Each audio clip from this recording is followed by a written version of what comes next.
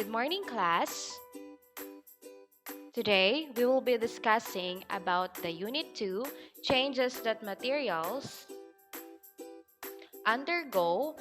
And for the lesson 2, we have when is a change in material using or harmful.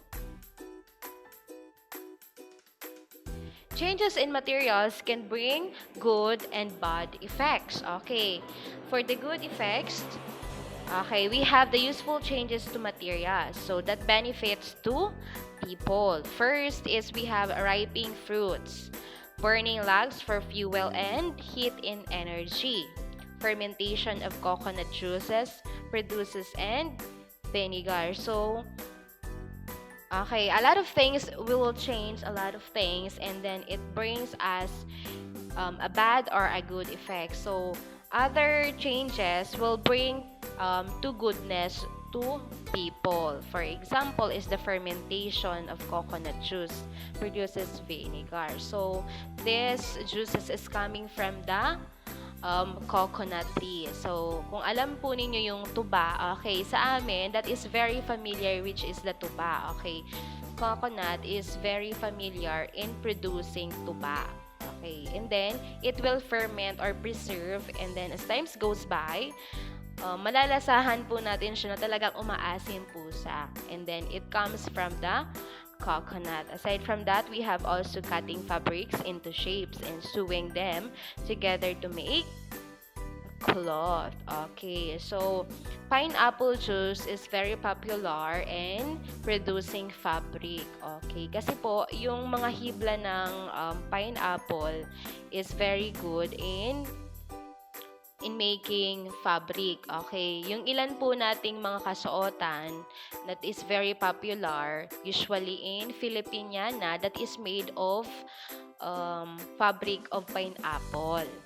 Aside from that, melting and reshaping gold or silver to make jewelry. Aside from that, meron din po tayong mga tinutunaw na mga bakal. So, like bronze, gold, and then, yun po ay pwede po natin gamitin sa paggawa ng iba't ibang uri ng jewelry.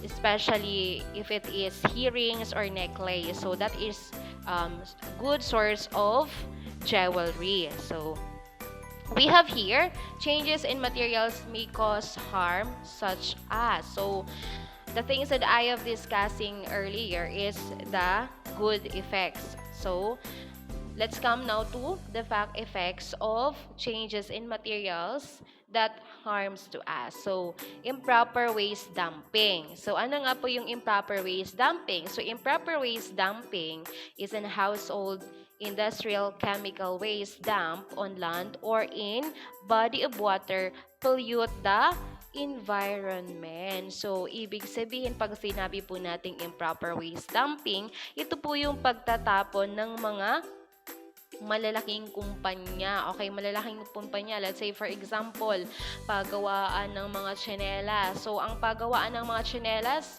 they are made of plastics and then rubber. So, yung iba-iba pong mga pabrika, okay, kapag nagtatapon po sila, hindi po maayos yung kanilang pagtatapon. So, that is improper waste dumping. Kung baga, halo-halo yung kanilang pagtatapon ng basura. And then, yung iba, kapag tayo po ay nagtambak ng basura, and then, kapag umulan yan, so, ang mangyayari po niyan, pupunta po siya sa mga lowland areas that can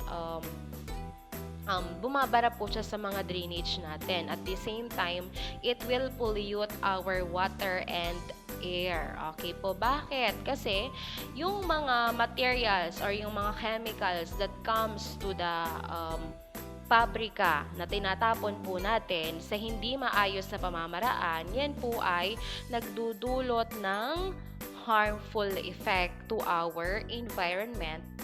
Not just to our environment, but especially to our health.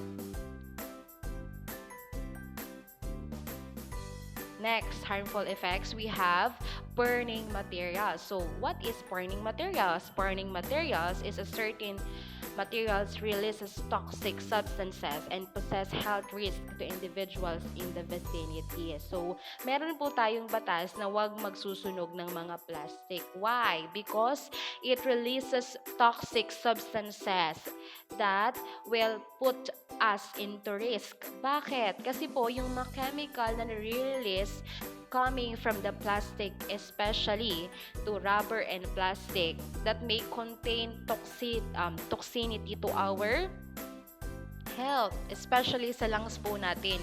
Kapag na-inhale po natin yan, it will cause a harmful effect to our body. Okay, especially to our body organs. Why? Kasi nai-inhale po natin. So, naaamoy po natin siya. Kaya nga pinagbabawal ang pag-burn ng mga plastics. Yung iba, isinisegregate po yung mga non-biodegradable and biodegradable waste. Kasi nga po, merong tendencies na kapag nagsunog tayo na magsunog, it will cause harmful effects to us, especially to our environment. Kasi po, ang sabi nga, di ba, if you remember, yung pagsusunog po natin ng plastic, nakakapagpanipis po siya ng ating ozone layer. Yung ozone layer natin na makikita natin outside, that is the color blue. Okay, kapag namipis po siya ng namipis, okay, pwede pong pumasok directly yung sunlight sa atin. Okay, ano mangyayari? Mababurn tayo. Okay, mababurn yung mga natural resources that we have. And aside from that, kasi po, ang burning, nagre-release siya ng mainit. Okay, mainit na substances na talagang pumupunta sa ating environment, especially on the air. Next, improper handling and disposal of reactive substance. So, reactive substances such as pesticides, batteries, painting supplies, and cleaning materials. So, that is improper handling. Pag sinabi po natin improper handling, the things that we will use in the house, okay, sa bahay po natin. Example, kung sira na yung baterya ng ating television, okay, sira na yung baterya ng ating mga radyo. Okay, yung iba, hinahalo nila sa mga sabihin na natin nabubulok or sa mga plastic. Okay, yung mga batteries na po yun, nagre-release po yun ng mga radiation, okay, ng mga chemicals na nakakasira po sa kalusugan natin. So, kailangan po natin siyang i-segregate. Okay, hihiwalay po natin sila sapagkat kailangan po natin yung i-segregate. Why? Kasi nga, hindi po sila magkakasama. Kumbaga, iba-iba din po yung klase ng ating mga waste.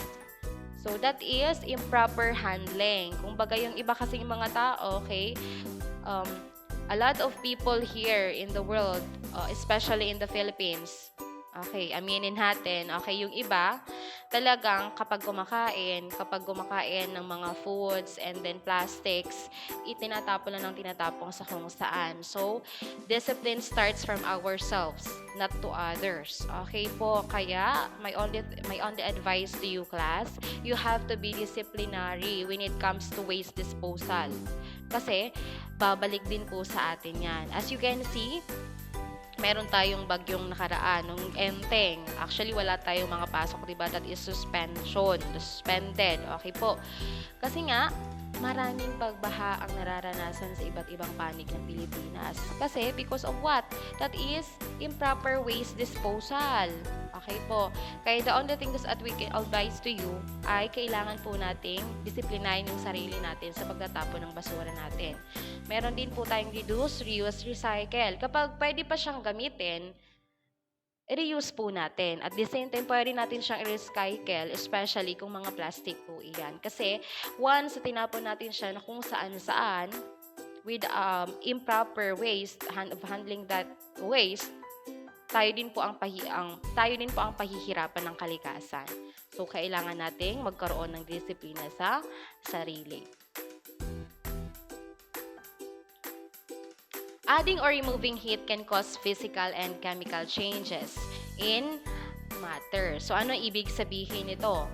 Okay, kapag tayo ay nag-add or nag-remove ng heat, magkakaroon siya ng physical or chemical change. So, let's say, for example, okay, if we have paper and then if you burn that paper, okay, it turn into ashes. So that is what? That is chemical or physical change. So changes in materials can be useful or harmful to the environments and living organisms. So changes in materials. Okay, ang pagbabago ng mga bagay-bagay ay nagbibigay. Okay, it will be useful or harmful to the environment. Pwede siyang maging useful, as I've said earlier. Okay, meron tayong coconut, fermentation of coconut juice in turn into vinegar. Okay, we will use that in our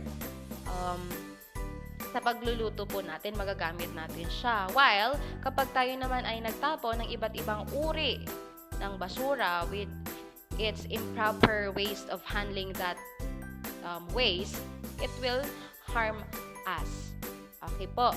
Proper waste handling and disposal is vital for the environment. So, what does it mean? So, ang pagtatapon natin ng tama ng mga basura, okay, ay makatutulong sa atin, especially to our environment. Kasi, sabi ko nga, disciplinary comes from ourselves, not to others. Kasi kung alam natin ang tamang proseso ng pagtatapon ng basura, it will not harm to our environment. Why? We can easily separate the things that we use in our daily life. Okay po, that's why I am imparting you this lesson. The Toxic Substance and Hazardous and Nuclear Waste Control Act of 1990, also known as Republic Act Number 6969. Is a key piece of legislation in the Philippines. It aims to regulate, restrict, or prohibit the information, manufacture, processing, sale, distribution, use, and disposal of chemical substances and mixtures that pose unreasonable risk to health to the environment. So, itong batas na po ito ay may kinalaman saan? Okay, on how we dispose our waste. Okay, ito po ay may kinalaman sa ating kapaligiran, especially to the ways that we will use or that we will dispose. So we have to know this Republic Act. Okay. That's all for today. That's the end of our discussion. For your activity, you have to answer the following question. Why is burning harmful to the environment? Okay, nagkulang si teacher ng letter D. Okay, when does heating become useful or harmful? What are reactive materials? So, yan lamang po ang sasagutin nyo for this lesson. So, kindly read and understand the sentence carefully that is based on our topic that we have today. So, yung topic po na di-discuss with teacher, if you have book, that is page 28 to 31. That is about the changes in materials, useful or harmful. That is for today. Thank you for listening.